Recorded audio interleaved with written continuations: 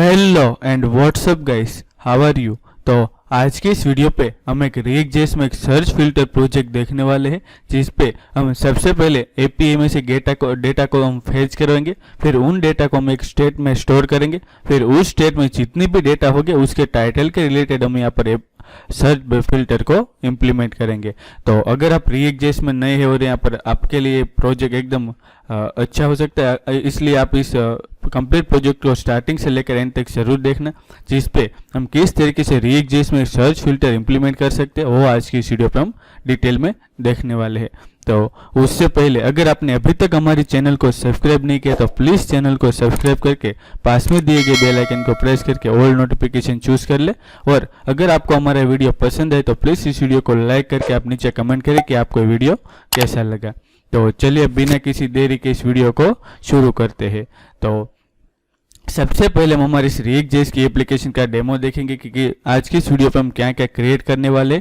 तो आप यहाँ पर देख सकते हैं, मैंने यहाँ पर ऑलरेडी जो React.js की एप्लीकेशन है वो यहाँ पर क्रिएट करके रखी है। आज की इस वीडियो पे हम इसी को स्टेप बाय स्टेप यहाँ पर हम इम्प्लीमेंट करेंगे, जिस पे हम यहाँ पर आज की इस वीडियो पर हम यहाँ पर डिफरेंट जो एरे मेथड होती है उसका भी यूज़ करेंगे, और उसमें किस तरीके से हम यहाँ पर स्टेट एपीआई को कॉल कर सकते हैं React.js में, और साथों साथ उस पर किस तरीके से हम सर्च फिल्टर इम्प्लीमेंट करेंगे वो देखने वाले। तो आप यहाँ पर देख सकते हैं, मैंने इसे लोकल 3000 पर जो हमारे React.js की एप्लीकेशन है उस पर सबसे पहले हमने यहाँ पर एक सर्च बार लिया है जो हमारा इनपुट है, और नीचे हमें जो एपीआई में से जो डेटा हमने फेच होकर डिस्प्ले करवाया वो सारा डेटा है वो यहाँ पर हमें शो हो रहा है। तो सबसे पहले हम यहाँ पर React.js में एपीआई कॉल करेंगे, तो वो एपीआई यूआरएल हम यहाँ पर इस वाली एपीआई में कॉल करेंगे, जो कि है हमारी JSON_placeholder.tpcore.com/post। आप इस पर जैसे ही हम यहाँ पर गेट रिक्वेस्ट करेंगे तो हमारे जितनी भी हमारा डेटा यहाँ पर रेंडर हो रहा है वो सारा हमें यहाँ पर शो होकर मिलेगा। तो इसी को ही हम यहाँ पर इम्प्लीमेंट करने वाले। तो आप यहाँ पर देख सकते हैं, जैसे ही हम यहाँ पर डेटा रेंडर अभी जैसे मैं यहाँ पर कुछ भी मुझे इस डेटा में से सर्च करना हो तो मैं सिंपली यहाँ पर सर्च में टाइप करूँगा तो डेटा मुझे यहाँ पर सर्च होकर शो होकर मिलेगा। तो आप नीचे स्क्रॉल करें तो अगर मैं यहाँ पर ये वाला जो मैक्सिमम वाला रिकॉर्ड है उसको यहाँ पर सर्च करना चाहूँ तो मैं सिंपली यहाँ पर जाकर लिखूँ जैसे मैं MAXI। तो आप यहाँ पर देख सकते हैं मैं लाइव में जो सर्च फिल्टर है वो यहाँ पर वर्क कर रहा है। तो आप देख सकते हैं जो मैक्सिमम नाम का रिकॉर्ड है वो हमें यहाँ पर शो होकर मिलेगा। आप जो भी रिकॉर्ड यहाँ पर सर्च करेंगे वो सारा रिकॉर्ड आपको यहाँ पर शो होगा। अगर मैं इस कंप्लीट इनपुट को यहाँ पर एम्प्टी कर दूँ तो जो हमारा पुराना जितना भी डेटा था वो हमें वापस से यहाँ पर शो होकर मिल चुका है। तो इसी एप्लीकेशन को हम यहाँ पर स्टेप बाय स्टेप इम्प्लीमेंट करने वाले। तो उसमें जो हमने यहाँ पर एपीआई वाली यूज़ करेंगे, तो आइए हम सबसे पहले हमारे React.js की एप्लीकेशन को सेटअप करते हैं, फिर उसमें स्टेप बाय स्टेप सभी ऑपरेशन को परफॉर्म करते हैं। तो आप यहाँ पर देख सकते हैं मैंने यहाँ पर जो ई ड्राइव में मैंने जो गिट बेस है उसको ओपन कर लिया है। सिंपली यहाँ पर मैं कमांड लिखूंगा ये React.js की एप्लीकेशन को क्रिएट करने के लिए। तो आपको सिंपली यहाँ पर लिखना है यान और स्पेस दे के आपको लिखना है क्रिएट, और अगेन स्पेस दे के आपको यहाँ पर सिंपली लिखना है रिएक्ट और ऐप। और अब यहाँ पर हम जो भी React.js की एप्लीकेशन का नाम रखना चाहते हैं वो हम यहाँ पर लिखेंगे। तो मैं यहाँ पर लिखूंगा रिएक्ट सर्च ऐप। इस तरीके से मैं नाम लिख के जैसे ही एंटर प्रेस करूंगा तो जो हमारे फ्रेश न्यू React.js की एप्लीकेशन है वो यहाँ पर क्रिएट होना स्टार्ट हो जाएगी। तो ये थोड़ा सा टाइम लेता है, depend on your internet connectivity. तो जब तक हमारी React.js की एप्लीकेशन यहाँ पर क्रिएट हो जाए फिर मैं आपको मिलता हूँ। तो आप यहाँ पर देख सकते हैं मेरी जो React.js की एप्लीकेशन है वो यहाँ पर सक्सेसफुली क्रिएट हो चुकी है। अभी सिंपली जो हमारे React.js की एप्लीकेशन है उसको हम यहाँ पर हमारे जो VS को टेक्स्ट एडिटर पर ओपन कर लेंगे। इसके लिए सबसे पहले हम नेविगेट हो गए React सर्च ऐप में, और यहाँ पर सिंपली मैं यहाँ पर लिखूंगा कोड, और यहाँ पर जैसे डॉट प्रेस करूंगा तो जो हमारी React.js की एप्लीकेशन है वो हमारे VS कोड पर ओपन हो जाएगी। आप देख सकते हैं हमारी जो कंप्लीट React.js की एप्लीकेशन है वो हमारे VS कोड पर ओपन हो चुकी है। अभी हमें सिंपली करना है कि हम यहाँ पर इस एप्लीकेशन में हम उस कंप्लीट एप्लीकेशन को डेवलप करेंगे। तो इससे पहले हम हमारी कंप्लीट एप्लीकेशन को यहाँ पर रन कर लेते हैं कि हमारी एप्लीकेशन यहाँ पर इस तरीके से हम जाएंगे हमारे टर्मिनल पर, और यहाँ पर सिंपली कमांड लिखेंगे यान और यहाँ पर स्टार्ट। मैंने यहाँ पर यान पैकेज मैनेजर की मदद से हमने React.js की एप्लीकेशन को सेटअप किया है। आप चाहे तो यहाँ पर npm का भी यूज कर सकते हैं। आपको सिंपली कमांड लिखना है npx क्रिएट रिएक्ट ऐप, और जो रिएक्ट ऐप का नाम है वो। तो जैसे ही हमारी एप्लीकेशन आप देख सकते हैं, हमारा जो अभी एप्लीकेशन है वो यहाँ पर रन करना स्टार्ट हो चुकी है। अभी सिंपली इसको यहाँ से क्लोज करके मैं जो हमारा डिफॉल्ट एप्लीकेशन यहाँ पर इसी को जैसे रिफ्रेश करूँगा तो जो भी हमारी फ्रेश न्यू रिएक्ट.जेएस की एप्लीकेशन को हमने सेटअप किया था वो हमें यहाँ पर शो होकर मिलेगा। अभी आप यहाँ पर देख सकते हैं हमारी जो फ्रेश न्यू रिएक्ट.जेएस की एप्लीकेशन है वो हमें यहाँ पर शो हो चुकी है। तो अभी हम इनमें से जो भी हमें अनयूज फाइल हम सभी को रखेंगे। इसमें सिंपल और सिर्फ हमें यहाँ पर सबसे पहले जो हम यहाँ पर एपीआई कॉल करेंगे तो उसके लिए हम यहाँ पर एक्सजीएस को इंस्टॉल करेंगे। तो इसके लिए आपको यहाँ पर क्लिक करना है टर्मिनल और न्यू टर्मिनल पर क्लिक करेंगे तो हमारे जो VS कोड में इनबिल्ट टर्मिनल आता है वो यहाँ से ओपन हो जाएगा। तो आपको सिंपली यहाँ पर एक्सजीएस को इंस्टॉल करना है तो आपको सिंपली यहाँ पर लिखना है यान एड और यहाँ पर सिंपली आपको लिखना है एक्सजीएस। जैसे ही आप ये कमांड यहाँ पर लिख के जैसे ही एंटर प्रेस करेंगे तो हमारा जो एक्सजीएस पैकेज है वो हमारे रिएक्ट.जेएस की एप्लीकेशन पर इंस्टॉल होना स्टार्ट हो जाएगा। एक्सजीएस पैकेज की मदद से हम यहाँ पर डिफरेंट पोस्ट HTTP रिक्वेस्ट कर सकते हैं रिएक्ट.जेएस में रह के। अगर आपको और आइडिया नहीं कि किस तरीके से हम एक्सजीएस को यूज़ कर पाए तो आप चाहेंगे हमारे यूट्यूब चैनल पर और यहाँ पर वीडियोस नाम के सेक्शन में आप नीचे यहाँ पर आप टाइप करेंगे एक्सजीएस। इस तरीके अगर आप सर्च भी करेंगे तो भी आपको यहाँ पर आप देख सकते हैं यहाँ पर हाउ टू यूज एक्सजीएस विथ रिएक्ट.जेएस के यहाँ पर कंप्लीट 30 मिनट्स का मैंने यहाँ पर कंप्लीट वीडियो क्रिएट करके रखे। तो इसको जैसे ही आप यहाँ पर वॉच करेंगे तो आपको आइडिया आ जाएगी कि किस तरीके से हम रिएक्ट.जेएस में एक्सजीएस को यूज़ कर सकते हैं। तो चलिए अब यहाँ पर सबसे जो हमारा पैकेज है वो यहाँ पर इंस्टॉल हो चुका है। तो अभी जाएंगे हमारे इस app.js पे और इसमें जो हमारा डिफ़ॉल्ट कॉन्फ़िगरेशन है उसको यहाँ से रिमूव करूँगा। जो हमारा हेड वाला हेडर है वो यहाँ से रिमूव करके अभी इसको थोड़ा सा जूम कर लूँगा ताकि आप लोगों को यहाँ पर आसानी से वो इसको यहाँ पर मिनिमाइज़ करूँगा। फिर अभी हम यहाँ पर सबसे पहले हम यहाँ पर जो इंपोर्ट करेंगे वो यहाँ पर हमें एक यूज स्टेट और यूज इफेक्ट का भी यूज़ करेंगे। तो मैं यहाँ पर सिंपली यूज़ कर लूँगा। यहाँ पर इस लोगो को यहाँ से रिमूव करूँगा और यहाँ पर सिंपली इंपोर्ट करूँगा। सबसे पहले आएगा वो हमारा होगा यूज स्टेट, जिस पे जो भी हम यहाँ पर एपीआई रिक्वेस्ट करेंगे वो जो भी डेटा हमें यहाँ पर मिलेगा उसको हम यहाँ पर एक स्टेट में स्टोर करेंगे। तो फिर दूसरा होगा हमारा यूज इफेक्ट। यूज इफेक्ट के लिए हम यहाँ पर एपीआई को यहाँ पर कॉल रेंडर करने के लिए हम यहाँ पर यूज इफेक्ट का यूज़ करेंगे। तो अभी जो हमारा दोनों काम ने यहाँ पर कॉल कर लिया, अभी इसके नीचे सिंपली हम यहाँ पर जो भी रिक्वायर्ड स्टेट है वो यहाँ पर क्रिएट करूँगा। तो सबसे पहले हम यहाँ पर स्टेट क्रिएट करेंगे वो होगी हमारी लोडिंग के लिए। जब भी डेटा हमारा पेंडिंग स्टेट में होगा तो हम यहाँ पर यूजर को as a loading text show करवाएंगे। तो इसके लिए मैं यहाँ पर लिखूंगा लोडिंग और यहाँ पर साथों साथ हम यहाँ पर लिखेंगे सेट लोडिंग इक्वल टू यहाँ पर हम यूज स्टेट को यहाँ पर यूज़ करेंगे और यहाँ पर बाय डिफॉल्ट इसको यहाँ पर फॉल्स डिफाइन करेंगे। तो यहाँ पर मैं लिखूंगा फॉल्स। तो जो सबसे पहली स्टेट थी वो हमने यहाँ पर डिफाइन कर ली। फिर दूसरी स्टेट में हम यहाँ पर जो भी डेटा को हम यहाँ पर एपीआई कॉल करेंगे उसमें जो भी डेटा रिसीव होगा उसको स्टोर करने के लिए करेंगे। तो मैं सिंपली यहाँ पर लिखूंगा कॉन्स्ट जो हमारी जितनी भी पोस्ट है वो और कॉमा यहाँ पर लिखूंगा सेट पोस्ट इस तरीके से और यहाँ पर यूज स्टेट करके यहाँ पर सिंपली जो हम यहाँ पर एम्प्टी इस तरीके से एरे पास कर देंगे। और फिर जो हमारी दूसरी स्टेट है वो भी हमने यहाँ पर क्रिएट कर ली और जो तीसरी स्टेट होगी जिस पे हमारा जो भी यूज़र यहाँ पर टाइप करेगा सर्च बार में उस वैल्यू को हैंडल करने के लिए हम यहाँ पर यूज़ करेंगे। तो मैं यहाँ पर उसी स्टेट को भी यहाँ पर डिफाइन कर लूँगा। तो मैं यहाँ पर लिखूँगा सर्च टाइटल इस तरीके से। जो हमारा सर्च का जो टेक्स्ट होगा मैं यहाँ पर सिंपली लिखूँगा सर्च, जो सर्च टेक्स्ट होगा वो और कॉमा यहाँ पर हम लिखेंगे सेट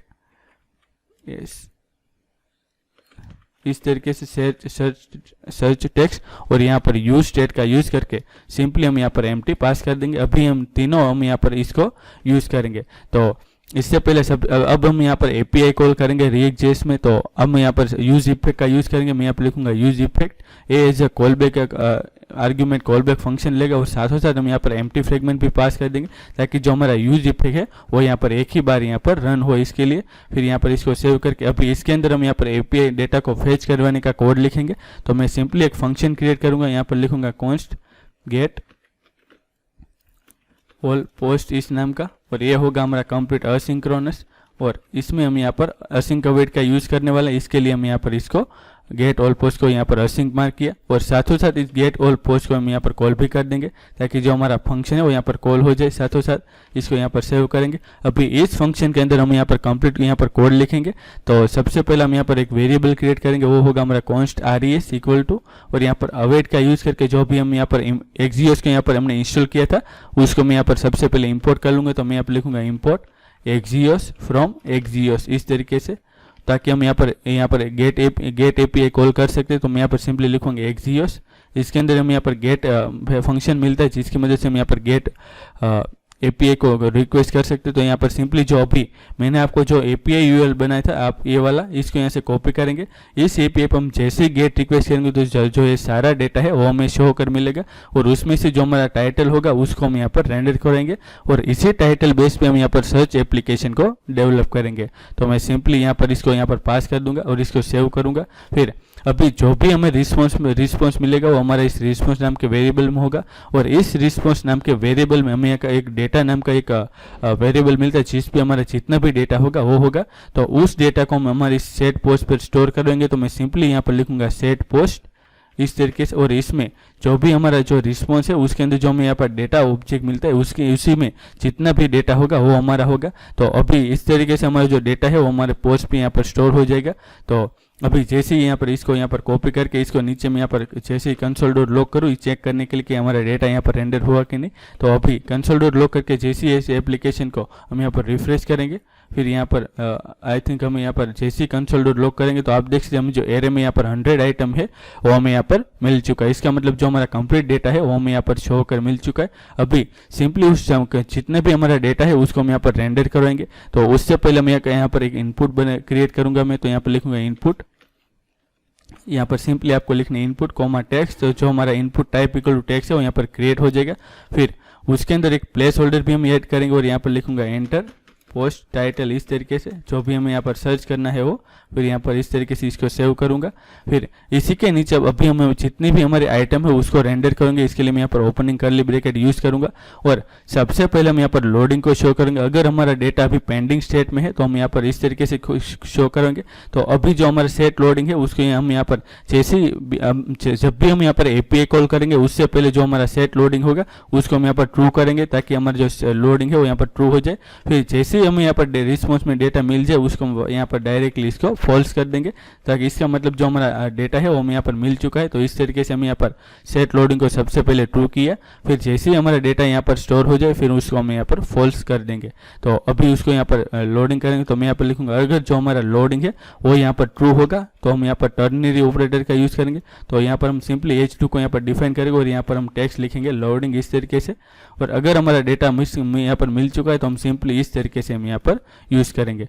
तो अभी हम यहाँ पर जितना भी हमारा डेटा होगा वो होगा हमारे पोस्ट में। तो हम यहाँ पर सिंपली जो हमारी पोस्ट है उसके यहाँ पर मैप मेथड यूज़ करेंगे। तो मैं यहाँ पर लिखूंगा पोस्ट डॉट मैप इस तरीके से, और इसमें हम यहाँ पर सिंगल आइटम यहाँ पर रिसीव हो जाएगा। सॉरी, यहाँ पर आपको यहाँ पर सिंगल आइटम यहाँ पर रिसीव हो जाएगा। फिर सिंपली आपको यहाँ पर एरो फंक्शन की मदद से इसी के नीचे हम यहाँ पर सिंपली रिटर्न कर देंगे H2 इस तरीके से, और यहाँ पर हम H2 इस तरीके से रिटर्न करेंगे। और रिटर्न में हम जो भी इस आइटम होगा उसके अंदर जो हमारा टाइटल होगा वो यहाँ पर हम रेंडर करेंगे, इसको सेव करेंगे। फिर यहाँ पर जाकर आप जैसे चेक करेंगे तो आप देख सकते हैं जितना भी डेटा है वो हमें यहाँ पर शो होकर मिल रहा है। तो हमने यहाँ पर आइटम डॉट टाइटल इसलिए किया क्योंकि जो आइटम में सारा डेटा होगा उसके अंदर जो हमारा टाइटल ए वाली की है उसकी मदद से इस डेटा को हम यहाँ पर गेट कर पाएंगे। तो इसके लिए जो भी आप देख सकते हैं हमारा जो डेटा रेंडर हो सारे टाइटल यहाँ पर रेंडर हो रहा है। इसको रिफ्रेश करूंगा अगेन तो अभी हमारा जो थोड़ी देर के लिए आप यहाँ पर आप देखेंगे तो हमारा जो लोडिंग टेक्स्ट है वो यहाँ पर शो होगा। जैसे ही मैं यहाँ पर रिफ्रेश करूँगा तो आप देख सकते हैं यहाँ पर लोडिंग का समय यहाँ पर शो हुआ था क्योंकि उस टाइम हमारा जो डेटा था वो पेंडिंग में था इसलिए। तो अभी जो हमारा कंप्लीट वर्क है वो यहाँ पर हो चुका है, जो हमारा एपीआई के रिलेटेड था वो। तो अभी हमारा वर्क होगा कि हम यहाँ पर जो भी हमारा सर्च टैक्स है उसको यहाँ पर डिफाइन करेंगे। मतलब अगर कोई यूजर इसमें जो भी टैक्स को पास करेंगे उस हिसाब से हम यहाँ पर डेटा को रेंडर करेंगे। तो इसके लिए सबसे पहले जो इस इनपुट में जो भी यूजर वैल्यू यहाँ पर टाइप करा है उसको हम यहाँ पर सबसे पहले हैंडल करेंगे। तो जो हम इस वाली वैल्यू को हम यहाँ पर स्टोर करेंगे। तो सिंपल हम यहाँ पर इस इनपुट में यहाँ पर एक ऑन चेंज मेथड लगाऊंगा। मैं यहाँ पर लिखूंगा ऑन चेंज इसको इक्वल टू, और यहाँ पर हमें एक इवेंट ऑब्जेक्ट मिलेगा। इस इवेंट ऑब्जेक्ट में इस इनपुट के रिलेटेड जितनी भी इंफॉर्मेशन होगी वो सारी इस इवेंट ऑब्जेक्ट में यहाँ पर स्टोर होगी। तो सिंपली अभी हम यहाँ पर करेंगे इस यहाँ पर एरो फंक्शन का यूज़ करेंगे और इसमें जो हमारा सेट सर्च टेक्स्ट है उसको इसमें यहाँ पर टेक्स्ट को सर्च करवाना हो। तो इसमें सिंपल हम पास करेंगे ई डॉट इसके अंदर जो हमारा टारगेट है उसके अंदर जो हमारी वैल्यू होगी वो हम यहाँ पर स्टोर कर देंगे। इसको सेव करूँगा। तो अभी इसका मतलब ये हुआ कि जैसे जाए हम यहाँ पर कोई भी यूजर वैल्यू हम यहाँ पर टाइप करेंगे वो ये सारे वैल्यू हो वो हमारे इस यहाँ पर सेट सर्च टेक्स्ट की मदद से जो हमारा इस सर्च टेक्स्ट में यहाँ पर स्टोर हो जाएगी। तो अभी हमें यहाँ पर इसको स्टोर हमारे जो ये मैप डेटा है उसको भी हम यहाँ पर हैंडल करेंगे इस सर्च टैग के मुताबिक। तो हम यहाँ पर इस मैप मेथड के ऊपर हम सबसे पहले यहाँ पर एक फ़िल्टर मेथड भी साथों साथ यहाँ पर अप्लाई करेंगे। तो मैं यहाँ पर लिखूंगा post dot filter. Filter method की मदद से ही हम यहाँ पर वैल्यू को यहाँ पर हैंडल करेंगे। तो मैं यहाँ पर सिंपली लिखूंगा वैल्यू, और यहाँ पर इस वैल्यू में हम यहाँ पर एरो फंक्शन का यूज़ करेंगे। और अभी जो हमारी वैल्यू होगी वो उसी इस वैल्यू में हमारे जितने भी इस एपीआई में डेटा होगा वो सारे यहाँ पर स्टोर हो गए। ये वाले जितने भी डेटा है वो अभी इसमें से हम यहाँ पर स्टेप बाय स्टेप इसको यहाँ पर हैंडल करवाएंगे। तो सबसे पहले हम यहाँ पर इसके अंदर हम यहाँ पर एक वैल्यू को यहाँ पर टैक्स सर्च करेंगे कि अगर हम यहाँ पर एक कंडीशन लिखेंगे कि अगर जो हमारा सर्च टैक्स है ये वाला अगर ये एम्प्टी हुआ तो हम जितने भी डेटा है उन सभी को यहाँ पर रिटर्न कर देंगे। तो मैं यहाँ पर लिखूंगा ट्रिपल इक्वल टू अगर जो हमारा डेटा यहाँ पर एम्प्टी हुआ इस तरीके से, तो हम यहाँ पर सिंपली जितनी भी वैल्यू होगी वो सारे हम यहाँ पर रिटर्न कर देंगे। तो मैं यहाँ पर लिखूंगा रिटर्न वैल्यू, और यहाँ पर सिंपल मैं जैसे यहाँ पर डॉट प्रेस करूंगा तो जो बाकी से हमारी जो मैप मेथड है वो यहाँ पर अप्लाई हो जाएगी। इसका मतलब ये हुआ कि जो ये पोस्ट मेथड है उस पर हमने यहाँ पर फिल्टर मेथड अप्लाई किया, उसमें जितनी भी वैल्यू होगी वो यहाँ पर आ गई। अगर हमारा जो सर्च टैक्स मतलब कि अभी हमारा जो टैक्स है वो यहाँ पर एम्प्टी होगा यहाँ पर, तो जैसे ही हमारा एम्प्टी होगा तो हमारी कंप्लीट वैल्यू है वो यहाँ पर रिटर्न हो जाएगी साथों साथ। और अभी हम इसी के नीचे एक और कंडीशन लिखेंगे एल्स इफ का। यहाँ पर मैं लिखूंगा अगर हमारा जो सर्च टैक्स है वो यहाँ पर एम्प्टी नहीं हुआ तो उसके लिए, तो इसी के नीचे मैं यहाँ पर लिखूंगा एल्स इफ, इस तरीके से एल्स इफ।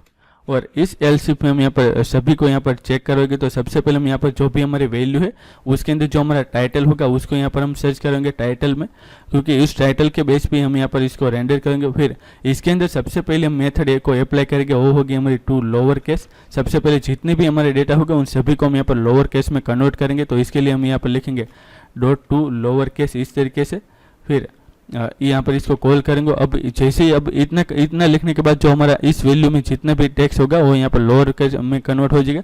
फिर इसके अंदर हम एक और मेथड अप्लाई करेंगे जो कि होगी हमारी इंक्लूड। तो यहाँ पर हम सिंपली लिखूंगा इंक्लूड इस तरीके से, और इस इंक्लूड में हम हमारे जो सर्च टैक्स है उसको यहाँ पर पास कर देंगे। फिर वो सर्च टैक्स को हम वापस से यहाँ पर लोअर केस में कन्वर्ट करेंगे। तो मैं यहाँ पर लिखूंगा टू लोअर केस इस तरीके से, जो हमारा ए वाला इसको यहाँ से सेव करेंगे। अभी यहाँ पर इसी के नीचे जो अभी हमारी जितनी भी वैल्यू होगी उसको भी यहाँ पर रिटर्न कर देंगे। तो यहाँ पर मैं सिंपली लिखूंगा रिटर्न वैल्यू, अभी यहाँ पर सेव करेंगे। फिर जाएंगे यहाँ पर एक बार उसको रिफ्रेश करेंगे। तो अभी आप देख सकते हैं हमारा जो जितने भी डेटा है वो हमें शो होकर मिल चुका है, क्योंकि यहाँ पर सबसे पहले यहाँ पर चेक हुआ होगा फिल्टर मेथड की अगर जो सर्च टेक्स्ट यहाँ पर एम्प्टी हुआ तो जितनी भी वैल्यू है वो एज इट इज यहाँ पर स्टोर हो जाएगी। लेकिन अगर वैल्यू में कुछ भी टाइटल हुआ तो हम यहाँ पर ये वाले जो इसमें जितने भी डेटा रेंडर होगा वो होगा हमारा सर्च टेक्स्ट के रिलेटेड। तो अभी हम यहाँ पर इस सभी को यहाँ पर सेव करके अभी एक बार चेक करते हैं कि हमारी एप्लीकेशन यहाँ पर वर्क करे कि नहीं। इसको यहाँ पर रिफ्रेश करेंगे। फिर यहाँ पर नीचे अभी हम यहाँ पर जो है डॉलर वाला जो एक टेक्स्ट है उसको यहाँ पर स्टोर यहाँ पर सर्च करेंगे। तो मैं यहाँ पर सिंपली लिखूंगा डॉलर इस तरीके से। तो अभी आप यहाँ पर देख सकते हैं हमारी जो कंप्लीट एप्लीकेशन है वो यहाँ पर कंप्लीटली वर्क करे। आप देख सकते हैं यहाँ पर डॉलर जितनी भी हमारे टेक्स्ट हो गए उन सभी में यहाँ पर डॉलर वाला है वर्ड है वो यहाँ पर शो होगा। अगर मैं यहाँ पर वापस EM लगा दूँ तो जो आप देख सकते हैं यहाँ पर डॉलर EM वाला जितनी भी पोस्ट है वो हमें यहाँ पर शो होकर मिल रहे। तो इस तरीके से हमारी कंप्लीट React.js की एप्लीकेशन है वो यहाँ पर सक्सेसफुली वर्क कर रही है। तो अभी हम यहाँ पर एक बार और समझ लेते हैं कि हमारी एप्लीकेशन किस तरीके से यहाँ पर वर्क करती है। यहाँ पर सेव करके देखिए, सबसे पहले हमने यहाँ पर यूज स्टेट और यूज इफेक्ट को यहाँ पर इंपोर्ट किया, क्योंकि अभी इस एप्लीकेशन में यहाँ पर स्टेट की यहाँ पर रिक्वायरमेंट होगी और साथों साथ यूज इफेक्ट की भी। फिर हमने यहाँ पर तीनों स्टेट को यहाँ पर डिफाइन किया। सबसे पहली स्टेट थी हमारी लोडिंग स्टेट। अगर हमारा डेटा यहाँ पर पेंडिंग होगा तो हम यहाँ पर लोडिंग टेक्स्ट को शो करवाने के लिए हमने यहाँ पर लोडिंग को यहाँ पर यूज़ किया।